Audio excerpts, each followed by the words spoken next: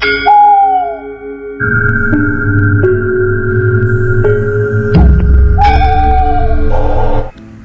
Gendruwo Part 2, Pembunuhan Tanpa Jenazah, yang ditulis oleh Dioseta. Yang ingin membacanya langsung bisa di Twitter beliau. Link nanti saya sertakan di deskripsi. Yuk kita mulai ceritanya.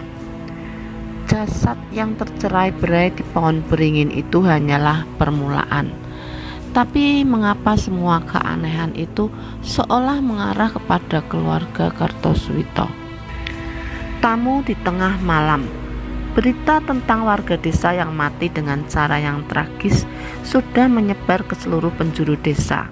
Beberapa rumah warga sempat didatangi pihak polisi untuk dimintai keterangan. Rumah Pak Lek yang paling besar di desa ini juga tak luput dari kedatangan mereka. Ada warga yang bercerita, katanya Pak Surono sempat bersitegang dengan Bapak Kartosuwito. Masalah tanah desa, apa itu benar? Terdengar suara petugas kepolisian yang tengah meminta keterangan dari ibu. Iya benar Pak, tapi sudah cukup lama. Itu pun kami mengalah setelah dimediasi oleh Pak Kepala Desa. Kami merasa Pak Surono lebih butuh untuk usahanya, balas bule dengan tenang. Pak polisi itu pun mengangguk sembari mencatat keterangan bule. Sementara itu aku memperhatikan ada beberapa polisi yang memeriksa sekeliling rumah. Mereka mengitari rumah besar ini sembari membawa foto kamera. Namun entah mengapa mereka sama sekali tidak tertarik untuk menuju ke pohon beringin di belakang rumah. Menoleh ke sana pun tidak. Baik Bu, sepertinya keterangannya sudah cukup. Tapi seandainya Ibu atau Bapak mendengar informasi lain, Ibu bisa menghubungi kami ya, ucap polisi itu. Baik Pak, pasti saya kabari kalau ada petunjuk. Tapi apa Bu? Kalau boleh tahu, warga yang bercerita bahwa saya pernah bersitegang dengan Pak Surono itu siapa ya Pak? Dari jauh aku melihat sekilas ekspresi bule sedikit berubah, seperti ada rasa kesal yang disembunyikan. Oh, untuk itu maaf Bu, kami tidak bisa memberitahukan. Begitu ya? Baik, saya mengerti. Tak berapa lama setelah perbincangan itu pun seluruh anggota polisi meninggalkan rumah ini. Aku, Bunga, dan Bayu pun keluar dari tempat mengintip kami dan menghampiri bule. Nanyanya kok begitu, seolah-olah kita pelakunya saja, ucap Bunga dengan nada yang sinis. Nggak gitu Bunga, polisi kalau nanya emang begitu. Kalau kita nggak salah, nggak usah takut, balas bule sembari mengelus kepala Bunga. Bayu takut sama polisinya, tanyaku. Bayu menggeleng sembari memegang rok yang kukenakan. Bayu takut sama pembunuhnya, ucapnya polos. Aku pun berjongkok sedikit dan mencoba menenangkan Bayu. Tenang saja, pembunuhnya pasti tertangkap. Pak polisinya hebat-hebat kok. Ya, semoga cepat ketangkep. Bayu pun melepaskan genggamannya dan mulai kembali bermain dengan mainan yang sebelumnya ia mainkan sebelum polisi itu datang. Sebenarnya aku sedikit berpikir, apa aku perlu menceritakan tingkah aneh Pak Surono sebelum ia ditemukan meninggal. Tapi kalau itu kulakukan, pasti akan banyak hal yang merepotkanku dan pasti melibatkan keluarga bule. Aku pun memutuskan untuk tidak menceritakan kejadian itu ke siapa-siapa dan menyimpannya sendiri. Menjelang maghrib suasana mulai berubah. Aku yang tengah mengangkat jemuran menyadari bahwa desa menjadi begitu sepi. Menurutku wajar saja, masih ada pembunuh di luar sana yang belum tertangkap. Baru jam 6 sore, suara kentongan warga yang tengah melaksanakan ronda mulai terdengar. Hanya merekalah yang diperkenankan keluar kecuali dalam keadaan terdesak. "Mbak, sudah mau malam, masuk ke rumah ya," tegur mereka yang mendapatiku masih berada di teras. "Nggih Mas, habis ini langsung masuk." Aku pun mengangkat jemuran terakhirku dan segera masuk ke rumah. Tok, tok, tok. Suara kentongan itu terdengar berjalan menjauh. Hanya suara itu yang terdengar di desa saat ini. Suasana di dalam rumah pun ikut terbawa hening. Hanya suara televisi dan kami yang menonton dengan tenang. Tak banyak hal menarik di malam ini, dan kami pun memutuskan untuk tidur cepat. "Mbak Kinan, temenin Bayu tidur ya, Bayu takut," pinta Bayu. "Ya, kamu kan sudah SD, masa masih minta dikelonin," ucap Bunga.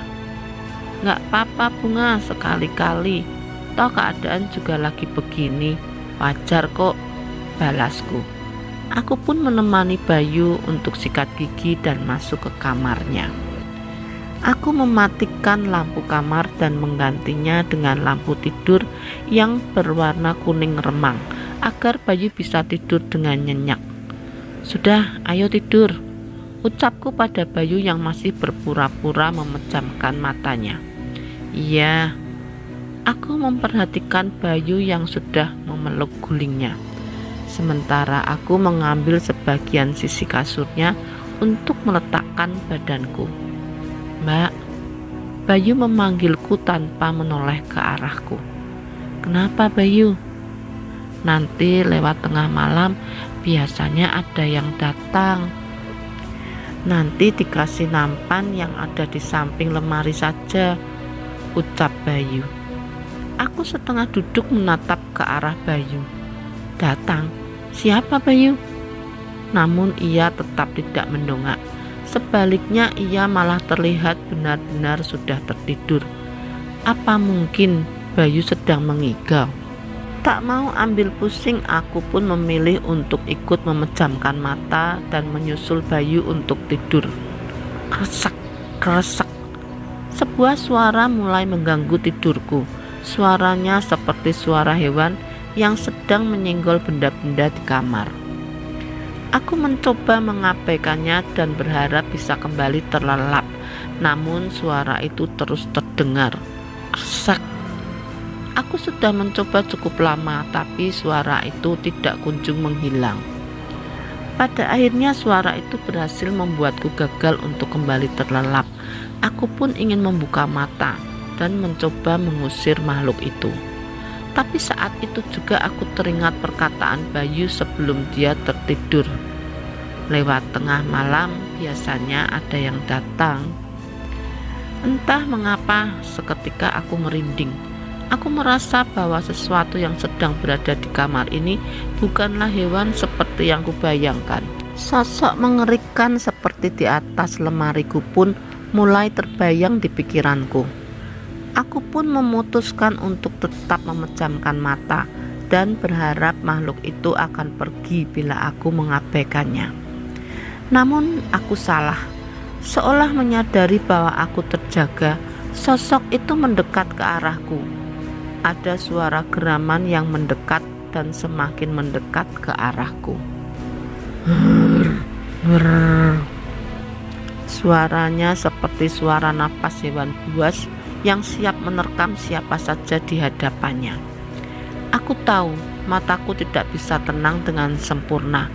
Makhluk itu pasti menyadarinya dan semakin mendekati diriku. Hingga suara napas itu kini berada tepat di hadapan mataku. Tak mampu menahan lagi, aku pun membuka mata, berusaha menghadapi sosok yang hampir menempelkan wajahnya di wajahku itu. Tapi aku salah. Tidak ada sosok yang sedekat itu di hadapanku. Aku pun mulai merasa tenang. Namun penglihatanku terhenti pada sosok yang berdiri di dekat kasur, di dekat kakiku. Bayu? Itu Bayu. Dia menatapku dari sana dengan tatapan sayu. "Bay, ngapain di situ? Sini tidur lagi," ucapku sembari menepuk kasur di sebelahku. Tapi masih ada seseorang di sebelahku. Bayu masih tertidur persis di sebelahku. Lalu siapa sosok yang menyerupai Bayu di hadapanku? Wajahku pucat, napasku begitu berat. Katanya dia mau tidur sama Mbak Kinan. Ucap sosok Bayu yang ada di hadapanku. Itu suara Bayu, benar-benar suara Bayu. Kalau benar itu Bayu, siapa yang sedang tidur di sebelahku? Aku pun menyibakkan selimut yang menutupi sosok di sebelahku dan mendapati seorang anak berkulit pucat tengah berada di sebelahku. Ia menoleh dan mengarah kepadaku dengan wajah yang penuh lubang. Bahkan aku tidak menemukan bola mata di lubang matanya. Setan, setan, ucapku dengan suara yang lagi-lagi tidak mampu kuteriakan. Suaraku hanya berupa bisikan yang keluar dari kerongkonganku. Aku pun menjatuhkan diri dari tempat tidur dan berusaha untuk berdiri. Namun kakiku terasa lemas. Sosok itu pun merayap di kasur dan ingin menghampiriku. Aku pun menjauh dan tanpa sadar tanganku menyentuh nampan di sebelah lemari. Ternyata nampan itu berisi berbagai macam kembang, segelas air, dan satu tusuk sate yang tidak kuketahui terbuat dari daging apa. Aku pun panik dan berusaha untuk menggapai pintu dan segera keluar dari kamar, lalu menutup pintu dengan rapat dan menjauh dari kamar Bayu. Ku coba untuk mengatur napas untuk menenangkan diriku di ruang yang juga gelap dan hanya satu lampu kecil yang menyala di ruangan sebesar ini. Aku ingin berlari ke kamar bule atau kamar bunga, tapi aku tiba-tiba cemas dengan keadaan Bayu. Bayu masih di sana, sendiri dengan makhluk itu. Aku menelan ludah sembari mencoba kembali membuka kamar Bayu. Jelas aku tidak bisa meninggalkan dia sendirian di kamar. Dengan mengumpulkan seluruh keberanian, aku pun membuka pintu itu perlahan dan sedikit mengintip. Semua terlihat normal. Aku membuka pintu dan masuk ke dalam dan mendapati Bayu masih tertidur di tempatnya, dengan posisi yang tidak jauh berbeda dari saat ia pamit tidur tadi. Mimpi? Mungkin saja. Tapi semua kejadian tadi terasa begitu nyata. Aku pun memutuskan untuk mencuci wajahku dan kembali tidur di sebelah Bayu dengan menyalakan lampu kamar. Satu-satunya cara terbaik untuk tenang adalah menganggap hal tadi benar-benar sebuah mimpi. Namun saat aku tidur membelakangi Bayu, tanpa sengaja mataku melihat sebuah nampan yang berada di sebelah lemari. Sebuah nampan yang sebelumnya berisi beberapa macam kembang, gelas berisi air, dan satu tusuk sate. Tapi sekarang nampan itu kosong, hanya tersisa sedikit kembang yang berserakan dan tusuk sate yang dagingnya telah habis. Kejadian di kamar Bayu benar-benar membuatku berpikir, apakah ada yang salah dengan pikiranku? Ataukah memang ada yang aneh dengan rumah ini? Tapi saat menyadari tidak ada hal buruk yang terjadi padaku dan seluruh keluarga di rumah ini, aku sedikit mengambil kesimpulan bahwa penglihatan itu adalah wujud depresiku atas kehilangan ibu dan ketakutan akan tempat baru. Terbukti semakin lama aku tinggal di tempat rumah ini, hal-hal aneh itu mulai berkurang. Kejadian di kamar Bayu itu sudah berlalu lebih dari sebulan, dan memang tidak ada kejadian aneh lagi setelahnya. Sekarang aku sudah cukup sering bertemu Pak Lek, walau sering pergi cukup lama, tapi saat sedang pulang ia juga di rumah cukup lama. Dari perbincangan mereka, aku menangkap bahwa Pak Lek mempunyai bisnis sejenis kontraktor yang harus dia awasi cukup lama. Tak hanya Bunga dan Bayu, aku pun turut senang setiap Pak Lek pulang ke rumah. Walau berkumis tebal dan berjanggut seperti tokoh-tokoh galak, Pak Lek begitu baik. Ia benar-benar memperlakukanku seperti bunga dan bayu tanpa membedakan. Satu hal yang pasti membuat kami senang, setiap pulang Pak Lek selalu memberi kami uang. Sesekali aku ingin sekali keluar dan menjajakan uang dari Pak Lek. Namun aku merasa semua masakan dan yang disediakan Bu Lek sudah jauh lebih enak dibanding saat aku tinggal bersama ibu dulu, hingga tidak ada alasanku untuk jajan. Aku pun memutuskan untuk menyimpan uang dari Pak Lek untuk tabunganku ketika sudah bisa mandiri nanti. Hari ini aku terbangun terlalu pagi. Aku pun memanfaatkannya untuk menyapu, membersihkan teras dari daun-daun kering yang berguguran untuk mengusir kantukku.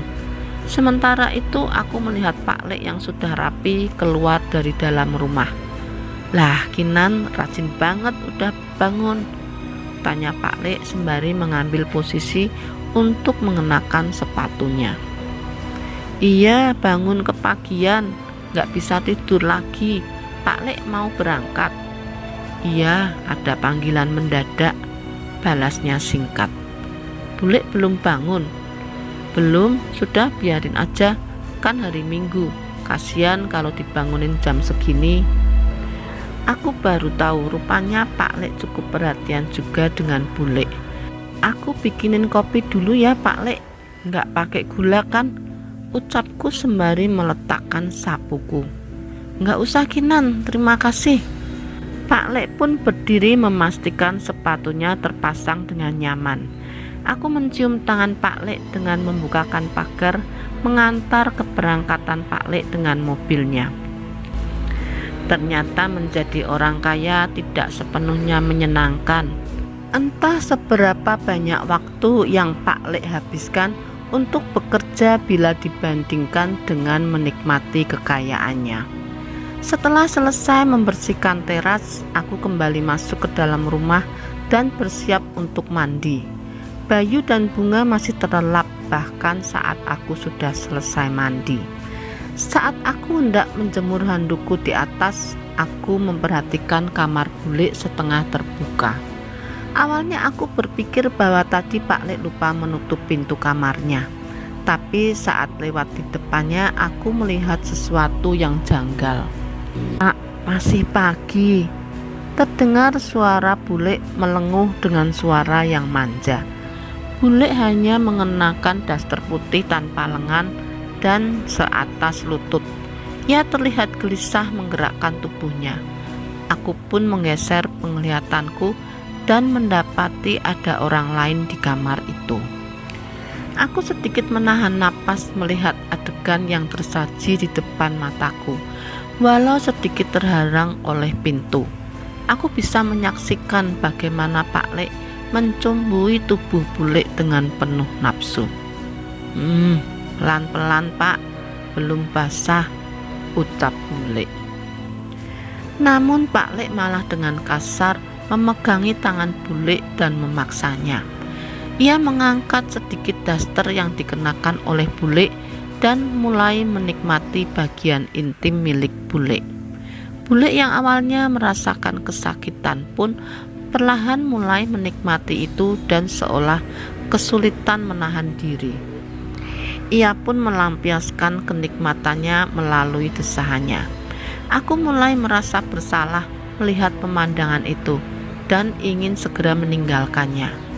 Tapi bukankah Pak Lek sudah berangkat sejak subuh? Apa ia kembali lagi? Sebelum pergi dari tempat itu, aku kembali sedikit menoleh ke arah mereka. Dan tiba-tiba Pak Lek menoleh ke arahku. Ia menyadari keberadaanku dan menatapku dengan tatapan kesal. Aku pun segera pergi dan meninggalkan mereka untuk melanjutkan tujuanku menjemur handuk. Tapi saat aku kembali melewati kamar Bu Lek untuk turun, sosok Pak Lek sudah tidak ada. Hanya tersisa Bu Lek yang tertidur dengan tubuh yang lemas. Aku pun berjalan dengan sedikit cepat ke bawah dan mengecek ke garasi mobil. dan mobil Pak Lek tidak ada. Tidak mungkin Pak Lek meninggalkan Bule dan pergi lagi dengan mobilnya secepat itu. Lantas, apa itu tadi? Siapa sosok yang berhubungan dengan Bule? Kejadian di kamar Bule itu benar-benar menghantui pikiranku. Aku pun memilih untuk masuk kembali ke kamar sembari menunggu Bunga dan Bayu bangun. Satu sisi aku terbayang-bayang tatapan marah Pak Lek yang terasa menyeramkan itu. Tapi satu sisi entah mengapa aku merasa menikmati pemandangan itu. Apa ini pengaruh hormonku yang mulai tumbuh atau ada pengaruh lain dari tempat itu? Aku tahu dengan jelas bahwa apa yang kurasakan salah. Beberapa kali aku memukul-mukul pelipisku yang mungkin saja bisa membuatku berpikir lebih jernih.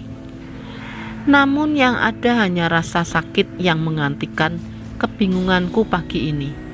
Bunga mengetuk pintuku dan mengabari bahwa Mbok Yatmi sudah selesai memasak dan mengajakku untuk sarapan. Di meja makan, Bayu sudah menunggu di sana sembari memainkan mobil-mobilannya di meja makan. Tuh, rajin kayak Mbak Kinan, jam segini sudah mandi, ucap Mbok Yatmi. Kan hari Minggu, Mbok, santai sedikit nggak apa-apa, balas Bunga yang dengan santainya duduk di meja makan dengan hanya mengenakan kaos tank top dan celana pendeknya. Yang nyapu teras kamu juga, Kinan? Tanya Mbok Yatmi. Iya Mbok, daripada bingung mau ngapain. Matur nuwun yo, Mbok jadi bisa langsung masak. Iya Mbok. Terdengar suara langkah kaki menuruni tangga. Bule turun ke bawah dengan rambut yang basah dan daster yang lebih panjang. Pak Lek sudah berangkat ya? Tanyanya. Iya Bule, tadi ketemu sama Kinan, jawabku sembari terbayang kejadian tadi. Aku ingin bertanya tentang keberadaan Pak Lek yang aneh tadi, tapi itu artinya sama saja aku mengakui bahwa aku mengintip mereka berdua tengah berhubungan intim. Pak Lek berangkatnya persis habis subuh, ucapku lagi sembari berharap Bule bisa meraba maksudku. Subuh? Bukan barusan? Kali ini Bule mengeritkan dahinya menatapku. Iya Bule, pas Kinan lagi nyapu teras. Coba aja tanya Pak Lek, balasku dengan mantap. Nggak mungkin, tadi kan Pak Lek habis. Bule tidak melanjutkan ucapannya. Jelas wajah Bule terlihat cemas. Ia pun mengurungkan niatnya untuk makan bersama kami dan naik ke kamarnya lagi. Dari kegelisahan Bule, aku bisa mengambil kesimpulan bahwa ada sesuatu yang salah dengan kejadian tadi. Prang! Terdengar suara benda yang menghantam jendela rumah. Suaranya begitu keras dan mungkin saja bisa memecahkan kaca bila mengenai titik yang tepat. Spontan kami pun keluar mencari tahu asal suara itu.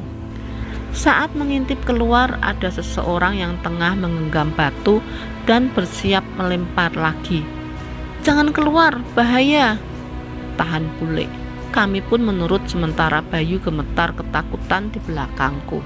Kartosuwito, tidak usah pura-pura, kau yang bertanggung jawab atas kematian Sarono, teriak orang itu.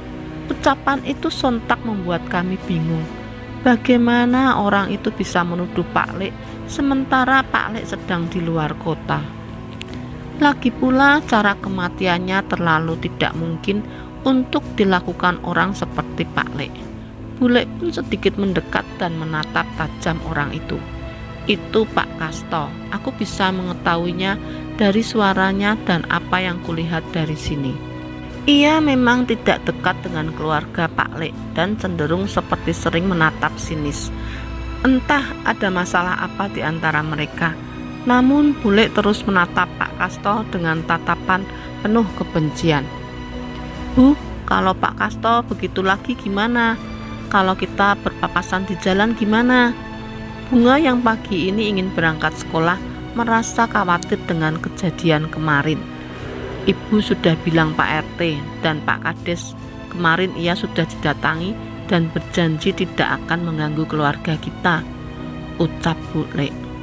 Bener, Bu. Iya, sudah sana berangkat. Aku memang sedikit khawatir, namun karena aku tidak tahu bagaimana sebenarnya hubungan antara Pak Kasto dan keluarga ini, aku tidak sekhawatir Bunga. Memang saat berangkat kami tidak menghadapi masalah apapun, namun saat aku pulang, aku benar-benar berpapasan dengan Pak Kasto. Langkahku terhenti saat melihat Pak Kasto. Ia menatapku dengan tajam. Aku pun berjalan lambat dan menunggu ada orang lain yang lewat agar saat melewati Pak Kasto aku tidak sendiri. Beruntung ada beberapa ibu-ibu yang berjalan di belakangku. Aku pun menyamakan langkahku dengan mereka dan melanjutkan berjalan. Sebaiknya kau cepat-cepat pergi sebelum terlibat lebih jauh dengan keluarga terkutuk itu, ucap Pak Kasto tepat saat aku melewatinya. Aku tidak begitu menghiraukannya dan mempercepat langkahku. Saat sudah menjauh baru aku berani menoleh dan memikirkan apa yang ia katakan. Keluarga terkutuk. Walau ingin mencoba tidak menghiraukannya, tapi kata-kata itu terus muncul di pikiranku. Sesampainya di rumah, aku menceritakan kejadian di jalan kepada bule. Aku memang tidak mengatakan apa yang diucapkan Pak Kasto, tapi bule yang khawatir segera meminta tolong Mas Pugu untuk menjemput Bunga dengan motornya. Menjelang maghrib aku meninggalkan kamar dan mendapati Pak Lek sudah pulang ke rumah. Aku ingin menghampiri Pak Lek untuk mengucap salam, namun aku terhenti dengan suasana aneh di meja makan. Bule dan Pak Lek tengah berbicara dengan serius. Sementara itu Mbok Yatmi masih berada di dapur dengan mempersiapkan sesuatu. Awalnya aku menduga dia menyiapkan makan untuk Pak Lek, tapi aku salah. Pak Lek menyiapkan sesuatu di nampan bambu. Ada beberapa jenis kembang dan selembar kain kafan kecil.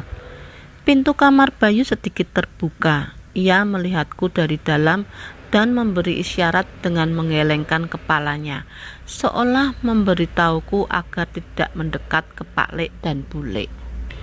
Aku pun melangkah dengan hati-hati menuju ke kamar Bayu dan menutup pintunya perlahan. Bayu, kamu tahu mereka lagi ngapain? Tanyaku sembari berbisik. Nggak tahu, tapi kalau bapak dan ibu lagi ngomong serius dan ada Mbok Yatmi, mereka nggak mau diganggu, balas Bayu. Aku pun teringat tentang benda yang disiapkan oleh Mbok Yatmi. Terus itu Mbok Yatmi bikin apaan? Buat di kamar kamu? Tanyaku. Bukan, yang itu isinya lebih banyak. Bayu gak mau tahu, takut, jawabnya. Sayangnya ucapan Bayu malah membuatku semakin penasaran. Saat makan malam aku bersikap seolah tidak melihat percakapan mereka tadi. Kami hanya berbincang tentang kejadian di sekolah dan tidak membahas tentang Pak Kasto. Bayu takut kalau rumahnya dilemparin lagi. Sekali saat Bayu membicarakan tentang Pak Kasto, padahal aku dan Bunga berusaha untuk tidak membahasnya. Namun Pak Lek hanya mengelus kepala Bayu dan menenangkannya. Tenang saja, besok Pak Kasto sudah tidak bisa mengganggu kalian, jawab Pak Lek sembari tersenyum. Besok hari libur, mungkin saja Pak Lek ingin langsung bertemu dengan Pak Kasto bersama perangkat desa yang menengahinya. Malam ini terjadi lagi. Pak Lek dan Bule datang ke pohon besar di belakang rumah. Mereka menghantarkan sesaji ke pohon besar itu lagi. Aku sudah tidak heran dengan hal itu lagi dan kembali mencoba untuk tertidur. Sayangnya aku melupakan satu hal. Setiap Bule dan Pak Lek mengunjungi pohon itu, dia pasti akan muncul tepat saat pintu lemari terbuka dengan perlahan. Aku segera menarik selimutku dan menutup wajahku. Aku yakin makhluk di atas lemari itu pasti akan muncul. Sosok itu beberapa kali menggoyangkan pintu lemari dan menggeram. Kali ini aku hanya berusaha menahan rasa takutku dengan menutup wajahku dengan selimut hingga sosok itu menghilang. Duar! Aku terbangun saat terdengar suara dentuman yang keras dari dalam rumah. Lampu kamar tidak menyala. Aku mencoba menyalakannya, namun tidak berhasil. Sepertinya listrik di rumah ini mati. Aku pun segera meninggalkan kamar, ingin mencari tahu asal suara itu. Tapi tiba-tiba Mbok Yatmi menahanku sembari membawa sebuah lilin. Ia seolah berjaga di antara kamarku dan kamar Bayu. "Duk, malam ini tidak ada yang boleh keluar kamar," ucap Mbok Yatmi dengan wajah yang terlihat begitu serius. "Kenapa, Mbok? Ada apa?" "Sudah, tidak usah banyak tanya, cepat masuk ke dalam," perintah Mbok Yatmi yang tiba-tiba menjadi lebih tegas dan lebih misterius dari biasanya. Satu saat aku melihat bayangan yang besar terpantul dalam cahaya api milik Mbok Yatmi. Bayangan itu bergerak seperti berjalan secara perlahan. Saat itu bulu kuduku berdiri merasakan keanehan. "Masuk sebelum terlambat." Kali ini Mbok Yatmi berbicara tanpa menoleh ke arahku. Aku memilih membunuh rasa penasaranku dan masuk ke dalam kamar. Beberapa kali suara dentuman terdengar. Sangat sulit buatku untuk tertidur. Hujan pun mulai turun menimbulkan suara yang membuatku semakin gelisah. Suara hujan itu tidak seperti biasa. Terkadang suara seolah mereda dan kembali deras. Tapi tidak seperti itu. Suara itu lebih mirip seperti ada sosok besar yang melintas dan menghalangi hujan jatuh langsung ke tanah. Tiba-tiba malam itu terasa semakin mencekam, apalagi saat daun jendelaku bergetar dengan sendirinya. Aku yakin sudah mengunci jendelaku. Apa mungkin sesuatu membuatnya longgar? Aku pun meninggalkan kasurku untuk memeriksa dan mengencangkan jendela. Namun baru saja aku menyibakkan kain gordennya, aku terjatuh. Apa itu tadi? Aku terjatuh saat melihat sesuatu dari kaca jendela. Ada sebuah mata. Ada sebuah mata besar berwarna merah dari makhluk yang merunduk seolah mencoba mengintip ke dalam ruangan ini. Makhluk yang begitu besar dengan bulu-bulu berwarna hitam. Walau hanya sesaat, aku mengingat wajah itu penuh dengan kulit dan bulu yang terkelupas. Rasa penasaran membuatku berdiri dan mencoba menyibakkan gorden itu lagi. Tapi kakiku gemetar. Bagaimana kalau sosok itu masih berada di sana? Aku pun memilih untuk menahan niatku dan menjauh dari jendela. Aku mengambil selimutku dan meringkuk sembari mengawasinya. Setelah menunggu beberapa lama, terlihat ada bayangan sesuatu yang besar bergerak meninggalkan jendela. Gorden yang sebelumnya gelap kini terlihat sedikit lebih terang dengan cahaya bulan yang menerpa kaca jendela. Beberapa saat kemudian, lampu dan listrik rumah mulai menyala. Aku pun memberanikan diri untuk kembali mengecek jendela dan tidak mendapati apapun di sana selain pemandangan pohon beringin besar yang tertutupi hujan yang mulai reda. Apa yang terjadi dengan malam ini? Biar bagaimanapun aku memikirkan, aku tetap tidak akan bisa mengetahui apa yang terjadi pada malam itu. Pagi itu kami terbangun dengan suara ramai di luar. Beberapa kali lemparan batu menghantam ke rumah dan sampai memecahkan kaca. "Awas kau Kartosuwito, sampai terjadi apa-apa dengan anakku, kubunuh kau. Aku tidak takut padamu," teriak Pak Kasto dan beberapa pria lain yang kuduga adalah saudaranya. "Kau akan membayar atas semua yang kau lakukan." Seorang pria lain ikut membela Pak Kasto, menuding Pak Lek.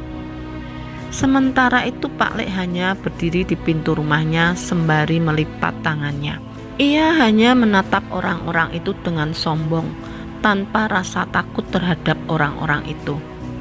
"Sebaiknya kalian pergi sebelum kalian berurusan dengan polisi," ucap Mas Pugu sembari memotong rumput dengan aritnya. Ia juga bersikap santai menanggapi Pak Kasto dan orang-orangnya itu. "Lebih baik kau berhenti bekerja dengan setan itu, Pugu, sebelum kau ikut mati," teriak Pak Kasto. Mendengar ucapan itu, Mas Pugu mendekati mereka dari dalam pagar sembari menggenggam aritnya. "Akan sangat kasihan bila anakmu sakit sementara ayahnya mendekam di tahanan.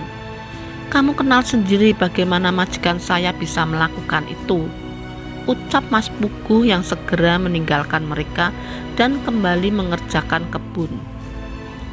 Mendengar ucapan itu, Pak Kasto dan teman-temannya pun meninggalkan rumah sembari terus mengancam pada Pak Lek. "Harusnya kau tidak perlu melakukan itu, Pugu," ucap Pak Lek. "Biar saja, Pak, mereka mengganggu pekerjaan saya," balas Mas Pugu sembari terus melanjutkan pekerjaannya. Kalau sebelumnya kami berani menanyakan tentang Pak Kasto pada Bule, kali ini aku, Bunga, dan Bayu hanya terdiam tanpa berani membahas kejadian pagi itu pada Pak Lek. Kami pun sarapan pagi dengan tenang tanpa banyak perbincangan. "Kalian tidak usah khawatir, setelah ini Pak Kasto tidak akan mencari gara-gara lagi," ucap Pak Lek tiba-tiba. Iya Pak," balas Bunga yang terlihat menjaga sikap dengan ayahnya. Walau begitu, sebenarnya kami penasaran dengan apa maksud dari ucapan Pak Lek barusan. Matahari mulai tenggelam dan aku baru saja ingin mengajak Bayu untuk mengerjakan PR-nya. Tapi dari luar terdengar suara langkah kaki orang yang tengah berlarian. "Ada apa, Mas?" tanya Bunga yang penasaran dengan hal yang sangat tidak biasa itu. "Pak Kasto, Bunga, katanya ada yang aneh di rumahnya Pak Kasto," jawab salah satu warga. Bunga pun buru-buru mengenakan sandalnya ingin mengikuti warga tersebut. "Bayu sama Mbok Yatmi dulu ya," ucapku yang juga penasaran. "Aku ikut, Bunga." Tak hanya aku dan Bunga, Mas Pugu rupanya juga penasaran dan mengikuti arah keramaian warga desa. "Tadi Pak Kasto teriak-teriak nggak jelas. Awalnya kami mengacuhkan, tapi setelah teriakannya semakin histeris, kami pun menghampiri Kasto dan keadaan rumahnya sudah seperti ini," ucap seorang ibu yang bertetangga dengan Pak Kasto. Ia ditemani suaminya yang sedang menjelaskan hal serupa ke Pak Kades. Aku dan Bunga mencoba menembus kerumunan dan melihat ke arah rumah tersebut dan mendapati keadaan rumah Pak Kasto sungguh mengerikan. Dinding rumah itu diwarnai dengan cipratan darah yang tak beraturan, seolah baru saja terjadi pertengkaran yang mengerikan. Tak hanya itu, di lantainya pun terdapat darah yang menggenang mengelilingi sebuah benda. Ada tungku kecil yang digunakan untuk membakar kemenyan bersama sisa-sisa kembang yang berserakan. Bahkan aroma kemenyan masih tercium dari luar rumah dan jendela tempat kami mengintip.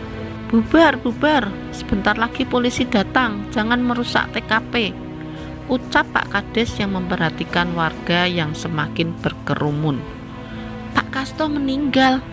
"Nggak tahu, tapi nggak ada mayatnya. Anaknya juga ikut menghilang. Istrinya sudah menghilang lebih dulu beberapa bulan lalu." "Kok aneh ya? Makanya jangan cari gara-gara sama keluarga Kartosuwito. Itu si Sarono sama Kasto. Setelah bersih tegang dengan Pak Kartosuwito, nasib mereka jadi begini." Suara-suara itu terdengar dari warga yang berada di tempat ini dan belum menyadari keberadaanku dan Bunga. Saat aku hendak meninggalkan rumah itu, aku terhenti saat menyadari ada sebuah pohon beringin yang cukup besar juga di belakang rumah Pak Kasto. Pohon itu berbatasan dengan sungai kecil yang mengalir dengan tenang. Sebelum kembali ke rumah, aku menyempatkan diri untuk memutar ke belakang rumah Pak Kasto. "Kinan, mau kemana?" tanya Bunga. "Tinggal aja Bunga, pulang duluan saja sama Mas Puguh. Nanti aku nyusul," balasku.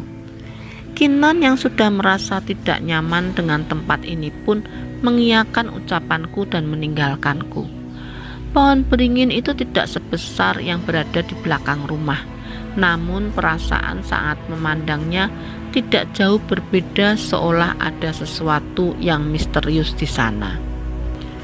Ada suara aneh dari atas pohon yang sulit kudefinisikan, tapi suara itu memancing rasa penasaranku untuk mendekat. Di atas pohon dengan akar yang menggantung itu terlihat sesuatu yang tidak begitu jelas. Aku menajamkan mataku untuk memperjelas penglihatanku di gelapnya malam itu. Dan benar, ada sesuatu di atas pohon beringin itu. Tak dapat kupercaya. Aku gemetar dengan mata merah dari balik dedaunan yang menyadari kehadiranku. Sosok itu menoleh ke arahku sejenak dan kembali berpaling melanjutkan apa yang tengah ia lakukan, seolah tidak peduli kepadaku. Aku pun mendekat untuk melihat lebih jelas, namun apa yang ada di hadapanku jauh lebih mengerikan dibanding apa yang ada di dalam rumah. Di atas pohon itu sosok makhluk besar yang mungkin tingginya 3 kali manusia normal tengah mencapik-capik dan menggigit tubuh yang bisa kukenali bahwa itu adalah Pak Kasto. Ia menggerogoti tubuhnya dan menarik tangan dan kakinya hingga terpisah. Aku menahan mual melihat pemandangan itu. Tak jauh dari makhluk itu ada sesosok wanita berambut panjang tersangkut tanpa busana. Aku mengenali itu adalah tubuh dari anak perempuan Pak Kasto. Aku gemetar, tapi aku ingin segera berlari dan memberitahukan apa yang kulihat pada warga desa. Percuma, mereka tidak ada yang bisa melihat semua itu. Tiba-tiba terdengar suara nenek tak jauh dari tempatku berada. Aku menoleh dan mendapati seorang nenek yang sudah kurus dengan rambutnya yang putih tengah bersandar di balik pohon sembari memandangi hal yang sama. "Eyang siapa? Kenapa yang lain gak bisa lihat?" tanyaku bingung. "Mereka adalah anak dan cucu Eyang." Aku semakin kaget, berarti nenek itu adalah ibu Pak Kasto. Mengapa ia bisa begitu tenang melihat pemandangan itu? "Itu makhluk apa, Nek? Kenapa dia membunuh Pak Kasto?" Aku penasaran. Nenek itu menghela napas sebelum memutuskan untuk bercerita kepadaku. "Gendruwo, anakku memeliharanya sepanjang hidupnya." "Gendruwo?" Aku setengah percaya mendengar cerita itu. Sayangnya apa yang kulihat di hadapanku benar-benar tidak terbantahkan. Aku teringat dengan kejadian tadi pagi dan perkataan Pak Lek mengenai Pak Kasto. Apa ini yang dimaksud olehnya? "Eyang, apa ini perbuatan Pak Lekku?" tanyaku. Nenek itu menoleh ke arahku sebentar. Mungkin iya, mungkin tidak. Ingat saja ucapan anakku, jangan terlalu jauh masuk dalam keluarga Kartosuwito. Ucap nenek itu yang ingin segera meninggalkan tempat ini. Sepertinya ia tidak tega melihat apa yang terjadi pada anaknya. Memangnya keluarga Pak Le kenapa, Eyang? Nenek itu mendekat kepadaku dan melihat ke wajahku. Ia mengangkat tangannya dan menyentuh kalung yang tersembunyi di balik bajuku. Ia mengeluarkan liontin itu dan memandangnya sebentar. Setelahnya ia mengembalikannya ke dalam bajuku lagi.